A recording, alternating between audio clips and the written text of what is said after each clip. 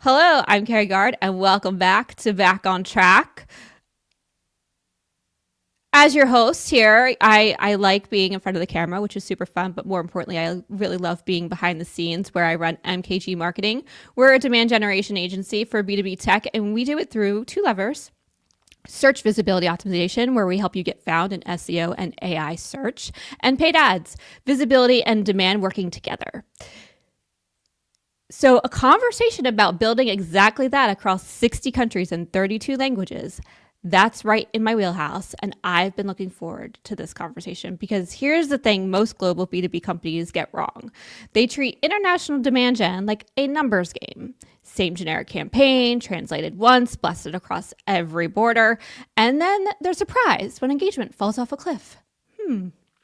My guest today has built the opposite of that. Chloe Addis is head of marketing at Headley Media, where she runs demand generation across 7 tech verticals and 32 languages for an audience spanning the globe. She's also the co-host of B2B Marketers Off the Record. So she's living the corporate media shift from both sides of the glass.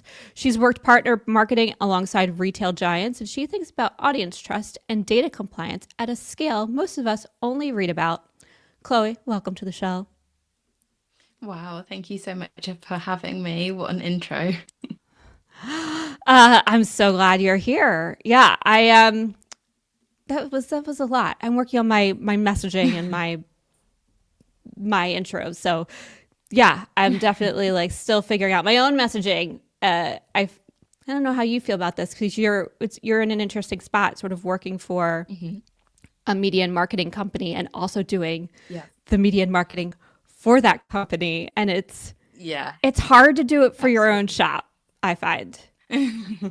I think so. Yeah. I mean, there's all of that like transferable knowledge, and then exactly that. There's so many agencies out there, aren't there, that whose actual marketing for themselves comes last. It's just such a common thing. But no, you're right. Yeah, it's very meta doing the marketing for the marketing. Yeah. Uh, exactly. It's so much easier doing it for our clients. It's so much harder doing it for ourselves, I find. So I'm grateful that you're here today and you're gonna help me out because I'm on the struggle bus. Before we get into it, quick warm up round for Yeah. anyone who hasn't come across Headley Media. Paint the picture for us. What do you actually do, and who are you trying to reach? Yeah, so Headley Media is a content syndication lead generation company.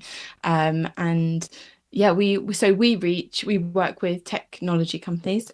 So we're lucky enough to have our own brands that are dedicated content libraries for across 7 different verticals of tech. And yeah, we talk to we our those brands cater to technical professionals, and we essentially work with marketers in technology companies to help them reach their audiences. I find marketers are the hardest to market to too. Am I crazy? Like Yeah, a we hundred know too percent. much. You see through things. They're like, oh, you're doing this because it's like a age-old technique, and you're like, damn it. But yeah, I think that absolutely they can be the hardest. But that I think I try to look at that as on the positive side, where like, okay, they're bringing the best out of me. I've got to do my best work because I'm talking to people that know the game. So They do know the game. I love that. And I agree. I talked to Jane Sarah a few weeks ago, and she yes. said something very similarly about how she does feel like marketers are in the same boat of helping other marketers out, and that there is that sort of Yeah. camaraderie that sort of happens of like we get it, like you're trying to do your own marketing, and we Yeah. are marketers, and like we're all in this together. So I love that perspective. That's lovely. You said across 7 verticals in 32 languages. When you say demand gen at that scale, what does a normal Mhm. week look like for you? I have to imagine the context switching is a lot. Well, so yeah, and obviously, it's not just me at the our company, Oh, but that's good to know. so It's what it's essentially those statistics, we call them our stats, and we joke about having them sort of tattooed on our arms with the 32 languages. And it's over kind of 300 websites, 60 countries, etc. But that's essentially our product offering of what we can provide, essentially for marketing campaigns to reach those audiences. So it is huge, and it's grown from, these engaged audiences, like I said, kind of on the technology front. So yeah, we're very lucky to have those audiences that are engaged and kind of working across that. Yeah, so day to day, I think it's campaign management, I suppose, is the main, what the day to day looks Yeah. like, which, I guess a lot of people can kind of relate to if they're part of a team, or, regional marketing manager, or, that kind of thing. It just, or kind of on the smaller end of the scale, you're trying to do it all. Yeah. So many marketing teams these days are lean and mean for sure. Um, Yeah. in terms of yeah, this is the offering for these different countries in terms of Mhm. being in these places, but I imagine you have to actually market there as well. Do you have teams in every country? Are you leading, is your team from the UK sort of leading the charge? How's that structure um, in terms of marketing to these different countries, and how does language play a role? Yeah, so I think to focus on the language element of it. So yeah, how we're set up is our um, focus in the UK, and then we are running these campaigns in country in language. And so I think I really, the conversation for me is in the area of, okay, is like, people are assuming at the very basis it's like, yeah, I'm a regional marketing manager, and then you just translate what you've got and that will work in the local territory. I think, um, I suppose, to kind of get into it and unpack what I think you're getting at, which is like, what what are the challenges? What are the, like, how do we do this day to day? Yeah. And that sort of comes back to, like, recognizing that there are huge cultural, like, differences, that, something that works for you in wherever you're based, but, say it's US, say it's UK, that those languages don't, it's not just about translating the language. It's, does it, especially when we deal with, like, technology content. So, those, that even that kind of niche language is that much more specific. So does it translate okay in terms of the actual language, but does it mean, like, does it mean the same thing? Right, So we've right. got a whole thing about learning your audience properly, like, learning and having that platform with which to reach those audiences from you, and kind of looking, I guess one of the main things that I would say is, um or one of the main challenges to overcome when you're looking to launch in a new country, or region, whatever you're kind of looking at, is what assumptions are you making that, Mm. that are gonna kind of come back and bite you, because I think there's a lot um of value assumptions of kind of, that, and you just don't know, like, really, to get down to it, you can be focused on the wrong content, you can be focused on the wrong people, like, it can be a completely different buying group for a different country, it can be, like, made up of genuinely different people, different job titles, or whoever it is that you're trying to target, and they can want different levels of information. Something that lands very well in the US may not land very well in Germany. They might want much more technical content, for example. Yeah, it's And that is, possible. yeah, that's before you then consider all the regional regulations, and, what have we got to do to be able Oh to yeah. fully be Yeah. compliant in these regions and countries. So yeah, there's a lot to it.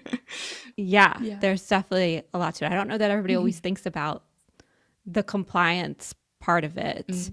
And especially when you're talking about um, the EU versus the US, and then in the US you have compliance in different states, and then Yeah. Yes. the UK's got compliance versus how the rest of Europe's doing it. It's Mhm. yeah, it's And it's it's constantly granular. changing as well. You think you know it. And then it's like, yeah, like you just mentioned, the States have another update and then things are different in California or whatever, and you're just like, right, Hmm. okay. Yeah. Yeah, how do you keep up with it all? I mean, to your point, it is constantly changing and every place is a little different. So I feel like most Yeah. people, we actually, this is perfect timing. I was actually sitting down with a compliance lawyer because my husband built a product and we're in Mm. Europe. And so we want to make sure that we are compliant and all these things. And she's like, you're already Yeah. thinking ahead because most people just go to this website and download these forms and check the box that they did the thing and they posted it to their website. So you Yeah. actually thinking about what the forms are and what they mean and what you're actually agreeing to is well Yeah. above and beyond. Are you finding that in what you're doing as well, where there's those folks who are just trying to check those boxes versus what's sort of the difference between checking the boxes and actually being compliant? Where do you see those gaps and those holes of Yeah. what people might be missing? Yeah, I mean it is huge. It's such a big thing, and like luckily it's not just me trying to deal with that on our side. We've got teams devoted to this, and yeah, it's not just your terms and conditions on your website as you're kind of alluding to there. It's a whole lot more. And yeah, every country and region needs to be absolutely dealt with in the Mhm. way, for example, use Germany again, have that double opt-in when you're generating leads, and here we can't just rely on you need to have the data processing, all of that documented. Is it legitimate interest, all of these kind of GDPR and like post-Brexit era data compliance things. But yeah, luckily it's not just me that's dealing with it. But I think to touch on the point of the business and the industry of kind of lead generation in general, it's a real I think it's definitely something that marketers need to be like at the forefront of their consideration when they're looking to, especially when they're partnering, like when they're doing their own lead generation. Absolutely, firsthand, they need to make sure that they have got whatever they need in terms of compliance and consent boxes checked. But especially when then working with a third party data handler, supplier, processor, um, that those things can get missed, or the waters is like, lead generation is vast. That they can the waters can get muddy. So it's kind of part of our, like, the way that we kind of work and have the transparency of this is built in from the beginning, with kind of the forms essentially is where it happens, and that consent piece, because it's getting, I mean, it's Mhm. hugely serious, but also, there's a lot of places, like if we bring it out, less focus on lead gen and focus on kind of general marketing. There's a lot of places across the funnel now where you can be, generating leads and interacting with people, where you have got a loss of that information and the data and the Yeah. tracking and like kind of where they've come from. So I think at the point of validation and like generating a lead or anything like that, you really do need to be like, right, okay, I've got permission for this, as a full process. I was going to ask about data because I think that's probably why people don't do the due diligence, because of how much data you lose. And because people can Yeah. opt out and they do opt out, Yeah. right? Yeah. So, how are you balancing that on your end as a marketer of making sure that you are compliant, and still tracking to make sure you have enough data to be able to make decisions? um yeah, I mean, I think it's a huge topic, and in some cases it is a headache, and in terms of like uh tracking through the website and things like that. There is, for for what I'm seeing, kind of like, Google Analytics and things like this, there's a lot of information, like, the cookieless era as we're kind of moving towards, etc. So it's not simple. I think that it's something that I've always said kind of about never forgetting the fundamentals of marketing, being that, the truest source of information that you have will always be from your customers themselves, your customers and prospects giving you that first-hand information. So whatever you can do at any stage to try and capture that, I think is great. Obviously, it's not just to kind of put a form in every single, like, I'm not about creating barriers, but if you want to be able to track and you want to know where that prospect came from, ask them. Like, I think one of the most valuable things we have is just that we're operating is on the bottom of our contact us form. We still have, where did you hear about us? And that's kind of, as I look at it, I'm like, I've got all these other information sources, but that I know, like, I trust more. And I do understand that if I think about it from my own point of view, and I was saying, where did you hear about me? I'd be like, where was the last place? So it kind of might be skewed by like last touch attribution, probably.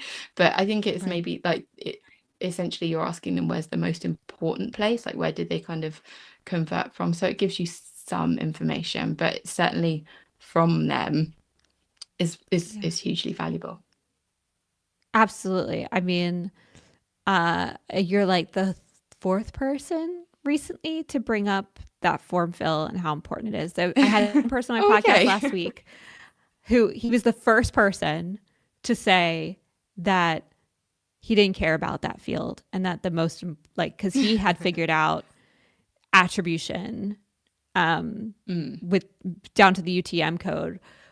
But I do think that even with those, there's compliance challenges and missing data. And so, especially when you step out of the US. So I should have, man, I'm thinking of all these questions I want to ask Chris now about how he's navigating the global aspect of like where he's marketing.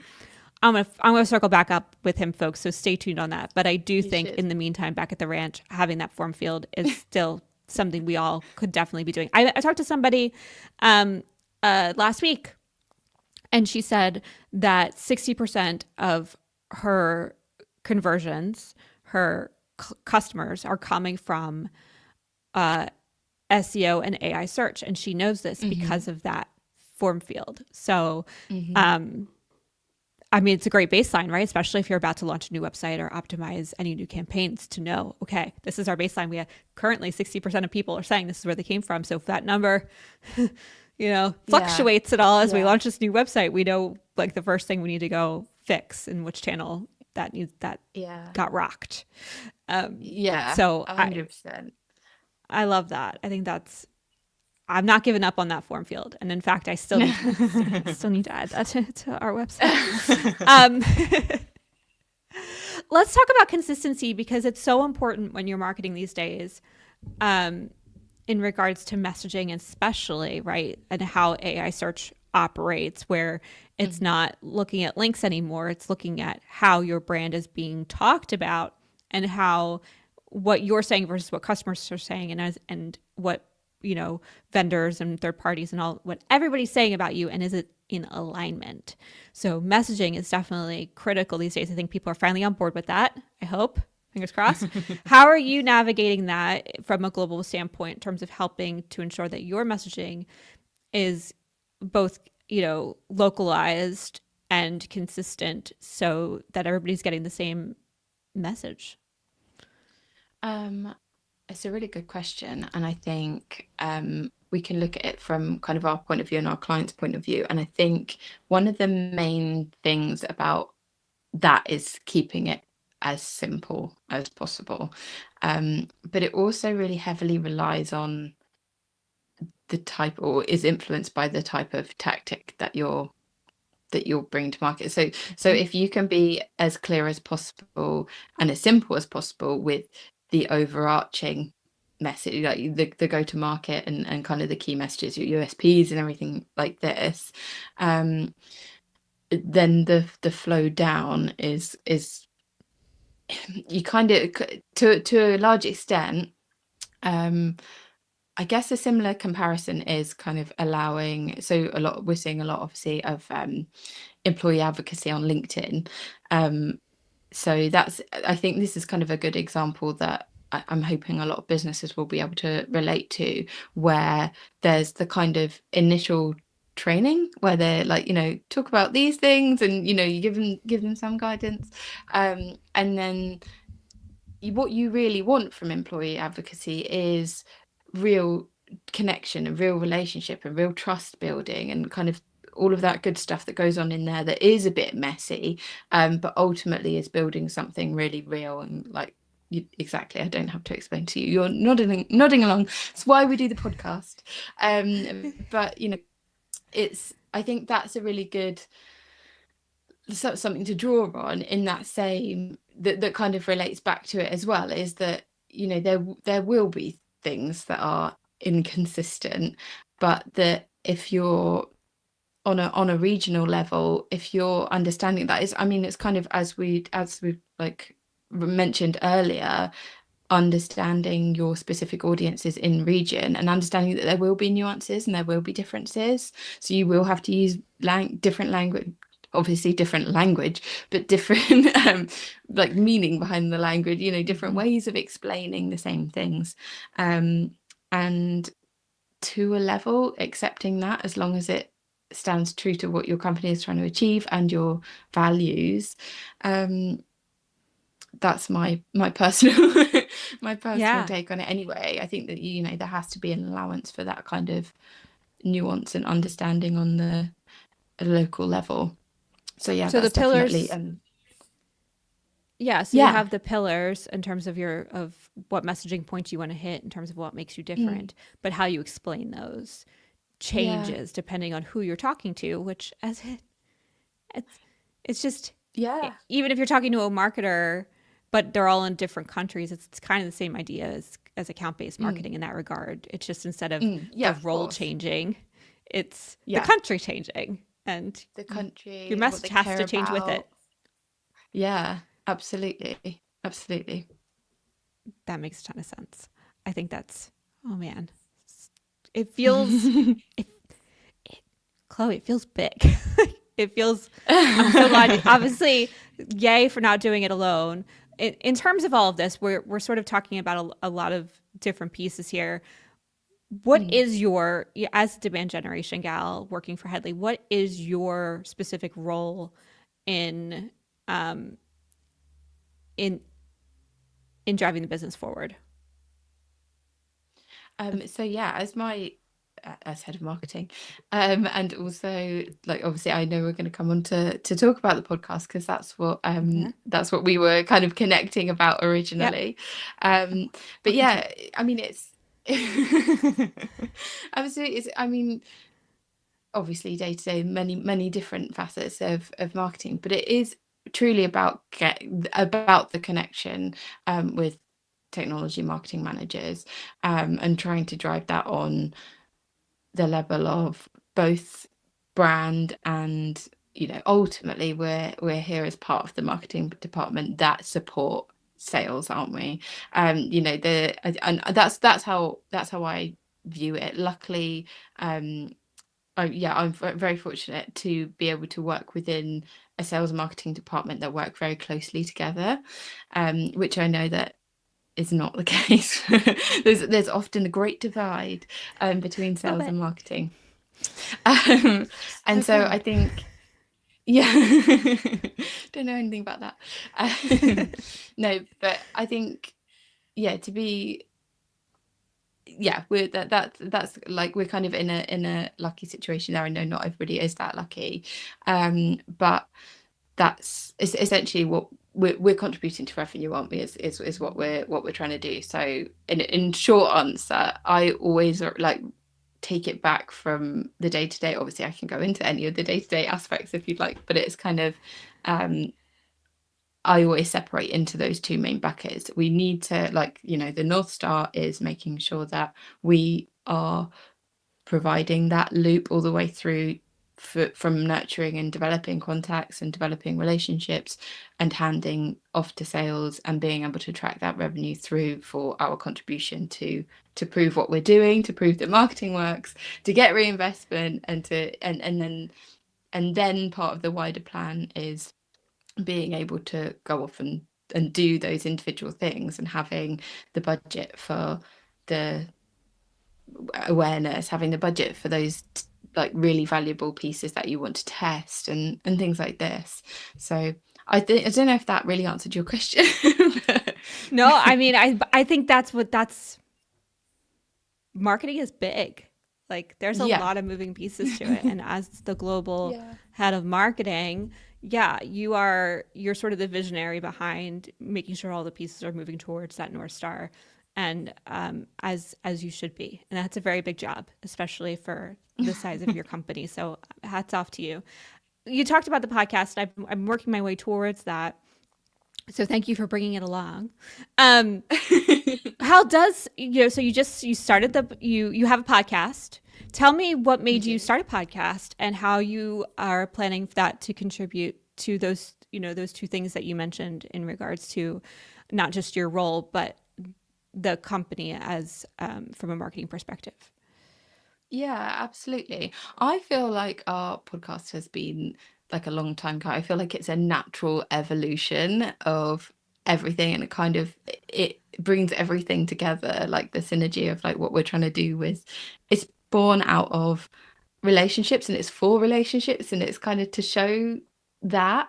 But yeah, so I it's called B2B Marketers Off the Record, and I co-host it, which I think obviously most people do assume that co-hosting is like two people together and then like inviting people on, but we're kind of separately co-hosting, as in I take some of the episodes as head of marketing, and then our associate managing director Freya That's cool. takes some of the episodes too. So we're essentially dividing and conquering the workload of it. But it is born out of conversations that her and I have had for years, and that we have also had with our clients. So it's called Off the Record because it is kind of these behind the scenes conversations that we were like, this is where the valuable stuff happens. It's less like day to day, what are you doing, what are you like, what's the results, what are the numbers, and it's more like those bigger picture conversations that enable just take you out of that, have the macro view. And when you're like, okay, well, where are you headed with this, what's the next like 12 months looking like, what do you think about the industry, like what do you think about the landscape, how is it changing, what are the big things that you're considering, the challenges, what are people doing wrong, what do you think you're doing wrong, what do you want to change, that type of conversation that her and I have been having, obviously as part of the same team. And then also, like I said, kind of with technology clients, so we recognized that thread between everyone, like we're all just marketers, we're all just trying to do the thing, so it's kind of and we would be having these conversations with those as part of campaign briefings, and it's off the record, it's behind the scenes, because it's like extra information that you need to know that informed the campaign before you can you just go ahead and do this part of it. It's like all of the thinking, and all of this is what we're trying to achieve, and this is where we're trying to go, because obviously sharing that information enables a better campaign and that enables better follow, all of this.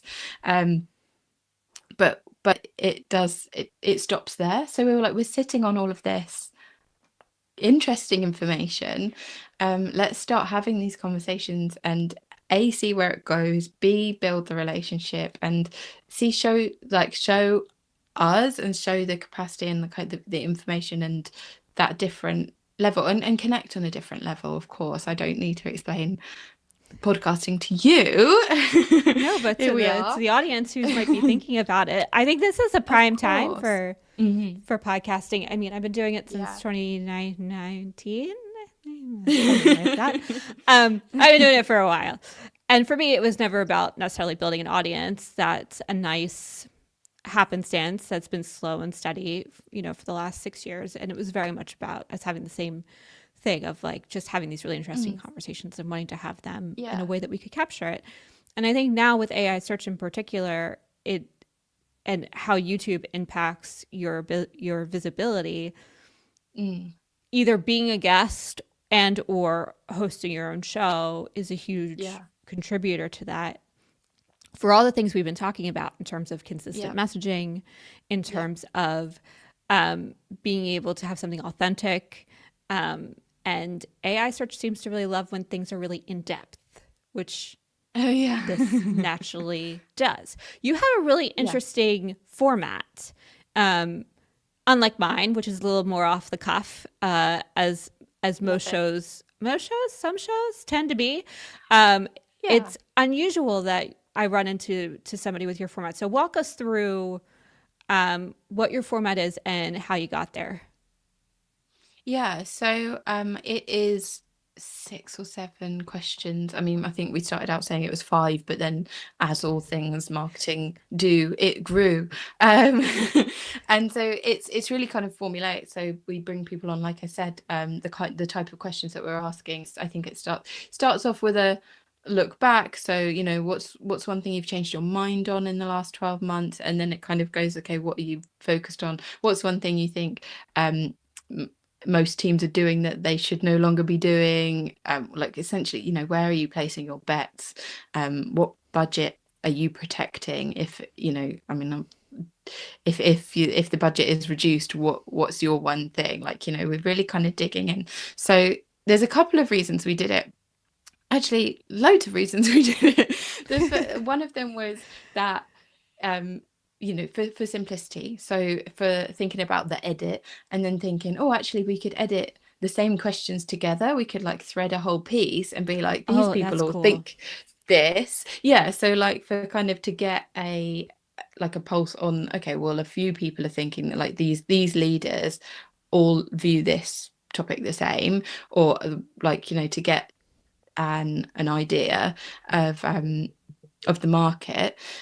So for that reason, but also so that we could almost exactly that, because a lot of these podcasts are kind of more about if you don't it's more about what's your specific thing, and obviously people kind of use it as a PR mechanism, which is obviously quite right, because that's what they're for reach and an audience and things, but that isn't what we wanted to focus on, because then we would be sort of diverging from this off the record idea. You know, it came out of these conversations that were more strategic, and we didn't want to then focus specifically in on the tactics. So we didn't want to kind of interview one person on their specialism, if you like. So we were like, right, we'll keep everyone from all different sort of roles as well. So it also meant that we can talk to people who are from agencies, from huge, you know, corporate global tech companies, but also smaller, you know, like you said, like your kind of clients that work with like post startup phase, that kind of unicorns, etc. You know, anyone. Also, so any type of company, but also any type of job title. You know, they could be the regional marketing manager, as we've mentioned, but they could be the CMO. They could, you know, so we've got that kind of balance. And then we're digging into, are you seeing the same things? Are you doing different things within your type of team or your subset of that team? To really give us like a really broad understanding of the different things affecting those in marketing at the moment. And so yeah, it's shown us already. So I think we've got maybe, as you know, I don't know if we said it's actually only just launched. We're in our second month, and we think we've done 14 episodes or something like that. We just That's released awesome. episode number 7 or 8 this week. Oh, gosh, I really should know. But we've already got some themes, but then also showing the diversity as well, like, you know, that actually you can ask the same question to a bunch of people and think, you know, when I'm saying what's the biggest change like that you're seeing in your marketing right now, and expecting everyone to turn around and go, well, AI. But actually everyone is there has been a lot of AI, but it's been that effect for them, like it's been that's enabled them to do, or what that's stopping them from doing, or the resulting focus because of the impact of AI. So it's kind of it's allowed us to explore a lot of different things, really. So yeah. That's so cool. Yeah, Yeah. I really loved that because like I said, I hadn't run into it. And I love how you're thinking about it from not just a podcasting standpoint, but almost from a research perspective of really trying to Yeah. understand the market, which is, yes, I tell everybody that hosting a podcast has been the best university Yeah. course I've ever attended for the last six I can years. imagine. Um, Yeah. it's, you learn so much from so many different people and for how they Mm. think about marketing, and you can see the trends. What trends are you seeing? You said you have 14 episodes, more on the way. It's still early days, but obviously AI is popping up. But what's one big, let me ask it this way. What's one big surprise that you're starting to see that you didn't that caught you off guard? I think I don't know if it's a surprise, but I think it's like cemented a few thoughts and feelings that were there. So I guess I will go down the AI topic because it is such a huge thing that is affecting marketers.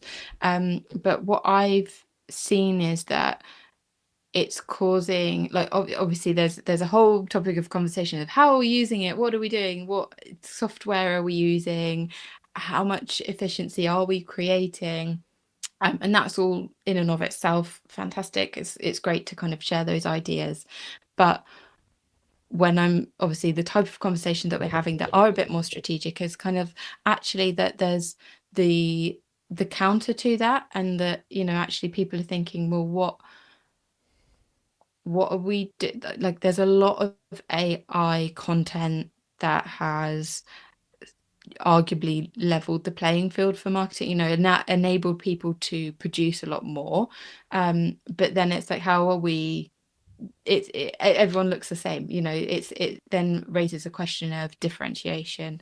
And so what I'm finding is that, or the trend that I'm hearing people talk about are that the focus then is shifting to trust and relationships. So almost like the whole existence of the podcast itself is like to create that point of difference, and have those relationships, and they are smaller, they are like, as in a smaller kind of community, but also that they operate in the kind of the dark funnel, if you know what I mean. Like, you can't Mm-hmm. ever exactly prove that the influence, but it's part of brand building and awareness, isn't it?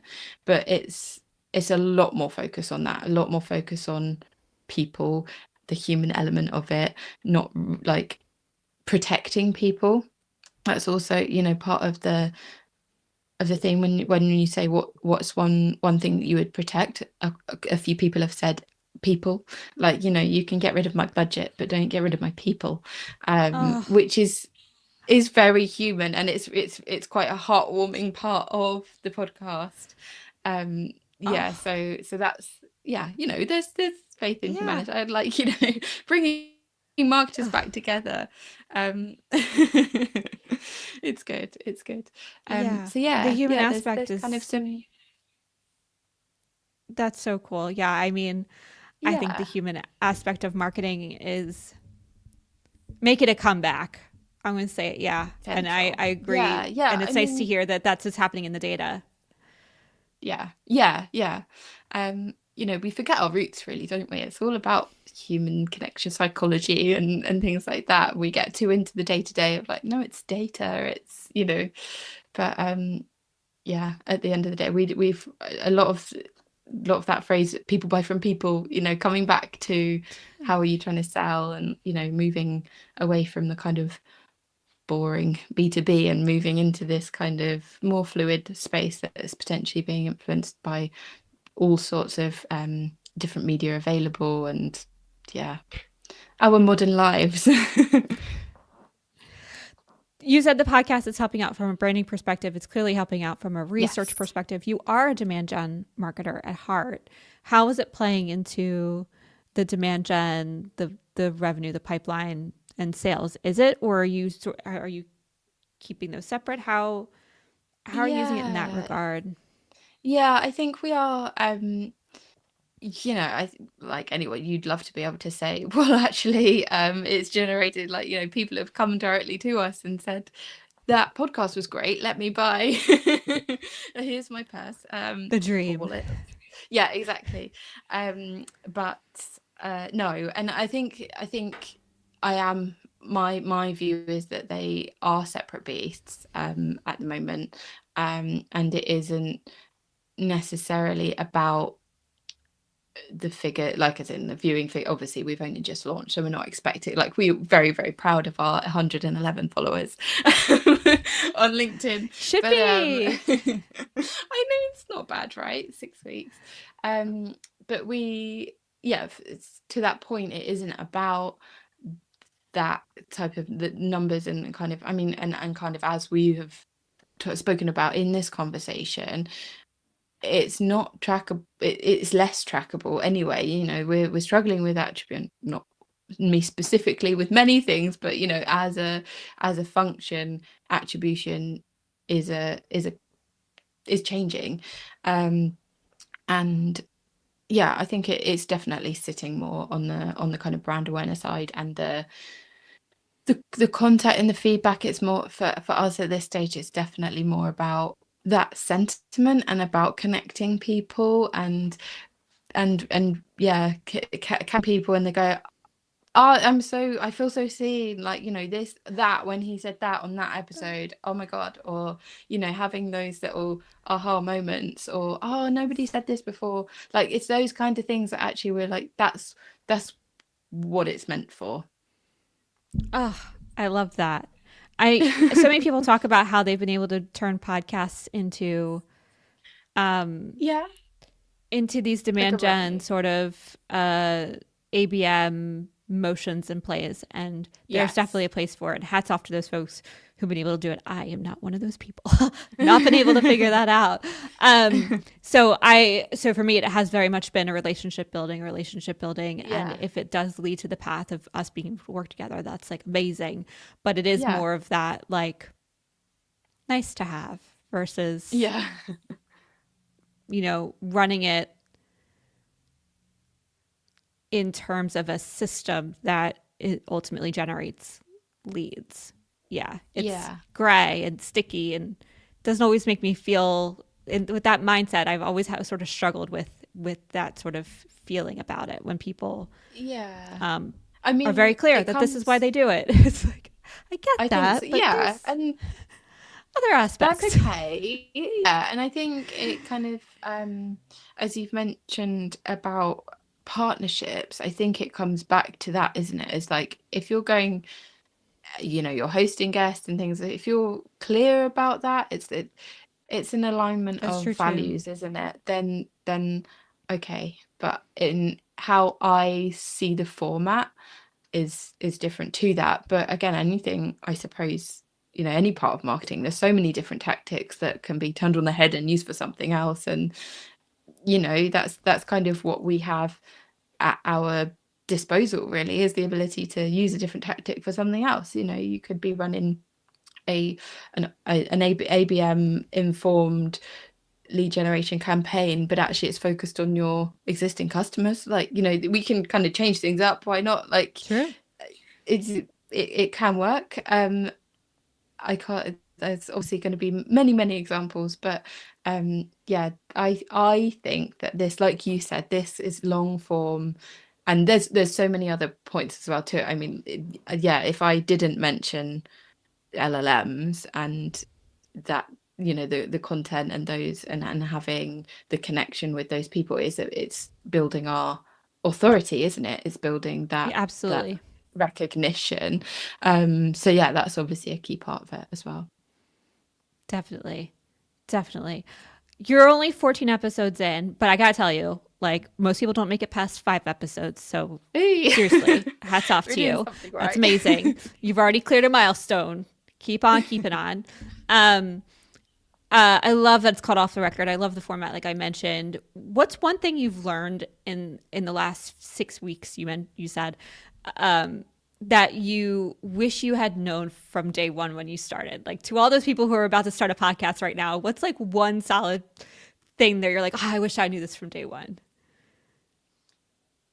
I suppose it's like every marketing endeavor is that you need a process. Like I know we've tried, we've done well, I think, but it is like, you're initially kind of testing the waters and you've got like a format and it's all just an idea, and then you jump off the edge of that diving board and you're like, oh, we need this now, like we should really have the brand sorted, we should really, and yeah, I think it's kind of been, yeah, the process. Once we realize like, no, this needs to follow this thing, we need to every Monday or whatever be like, okay, who's lined up, who's in for the pre-call, who's in for, like, all of that stuff. It's a real organization thing, which obviously, again, that's a core part of your marketing skills is being able to organize things, project management, but yeah, I think for something that is also creative and has that like the human element and being like, this is going to be so fun, which it is. Like like talking to the guests is fantastic. Obviously you're going to come on and be one of our guests, which is, I cannot wait for, because I think we're going to have a great conversation too. But yeah, I mean, it's different like this obviously, because I'm used to having like being asked the question, like now, yeah, responding to the question, I'm thinking, God.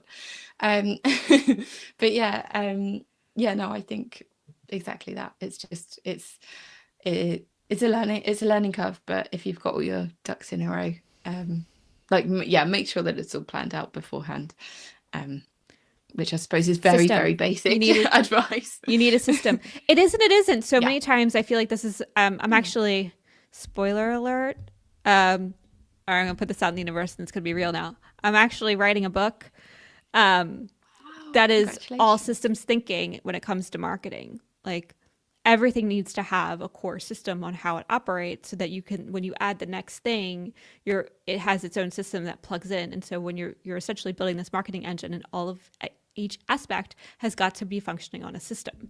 I lay out our content system. I'm going to lay out our podcast system. In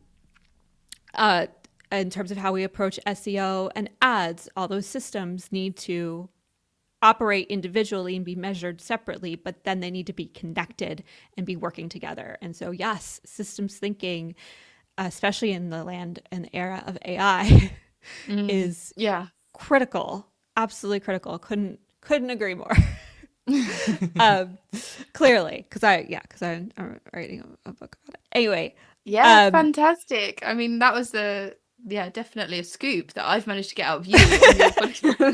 I may have mentioned it, I don't know, but yeah, that's, we finally like really aligned on like what it is. And so when you said it out loud, I was like, I'm so glad somebody's saying it, because I'm gonna do a whole thing about it, because it's not just project management. Project management's a piece of it, but it needs to operate for how you move from one thing to another, and how you move things through, and how they connect. So yes, and sometimes you can't build the system until you're in it. So I think that's okay too. Like you guys didn't really know what all those pieces were until you were in the thick of it.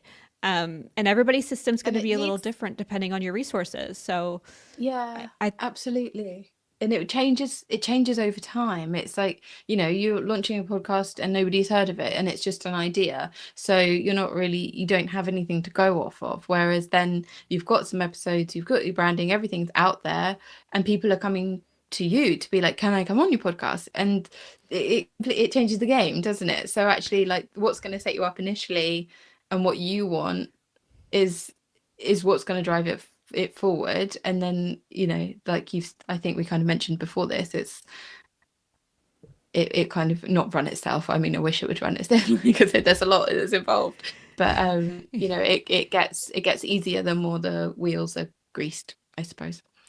Absolutely. It's why you have all these episodes banked, and why your booking people Yes. 6 weeks out, and Yeah. why my team has content written through January, right? Like when you have that system up and running, it can start to compound. And Yes. that's why Yeah. it's so hard to get started. But if you can get started and start building the system around it, yes, it will definitely get easier for sure and give you breathing room. Mhm. Yeah. Oh Yeah. my gosh, Chloe, I could talk to you all day. I'm so glad you're doing a podcast, because it's just I I'm even thinking about podcasting in the sense of like, if this is how one of the levers we can pull for AI search, because there aren't Yeah. many. If you really think Mm. about it, we can't really go on Reddit and start talking about our brand. That would be a big no-no. We would get in a lot of trouble. We would be banned. We can't really write reviews about ourselves going on Google Business or G2. Like, we have to bring our customers Yeah. in to try and do that, and that's like pulling Yeah. teeth. It's really hard to build that visibility Mhm. and consistently. It's essentially going back to the olden days of building brand in the way Yeah. that it was just showing up with consistent Mhm. messaging, right? At the core of what it is. And YouTube is a great place to do that, and doing it in a way that you can have a great conversation with somebody. I'm even going to start one. I'm going to start a show that is literally just me and my ghostwriter, and we're going to hang out and we're going to unpack a single topic that I know people are searching for, like how do I get found in AI search, right? So there's Yeah. so many different formats out there that people can try. There's three right there between what Chloe's doing of very clear questions every time, bringing on different guests. There's a little Mhm. bit more freewheeling of what I do. And then there's this other way of like, it doesn't need to be this big thing of always having new guests on every time and trying to create these Yeah. relationships. It depends Mhm. on what your outcomes are. And I think Chloe laid out Yeah. some really beautiful outcomes of what she's trying to accomplish. Mine's very relationship based as well. Mhm. There's are some people who do this for lead gen and it works really well, and they're intentional about it and they're transparent about it and it works. I'm with you, Chloe. I'm backing you up. Get started and build a system around it and do the thing. Um, I want to just keep asking you questions and talking to you, but we are at time. Where can Yeah. people find you? Where's your podcast? Where can they Um, listen?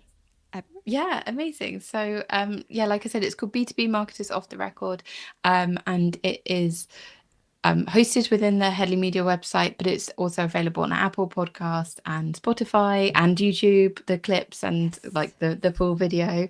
But yeah, find me on LinkedIn, I think is the main place. Everything goes from there, really, doesn't it? That's where everything's happening. But It's our yeah, hub. absolutely. It's been fantastic talking to you. Thank you so much for allowing me to come on, and yeah, I could talk a long time about this. I hope it's been useful for Oh, anyone watching. so good. No, thank you so much. And thanks for riding the wave with me in the beginning as we found some other interesting topics to unpack that I surprised Yeah. you with before we got into the heart of our conversation around podcasting. So I appreciate you. And I appreciate you listeners. Thanks for joining us. Shout out to Leanne for the introduction. We appreciate you. This was Yes. awesome. Yeah. And we will be back. I'm away next week. I'm heading on over to Switzerland to see my very best friend.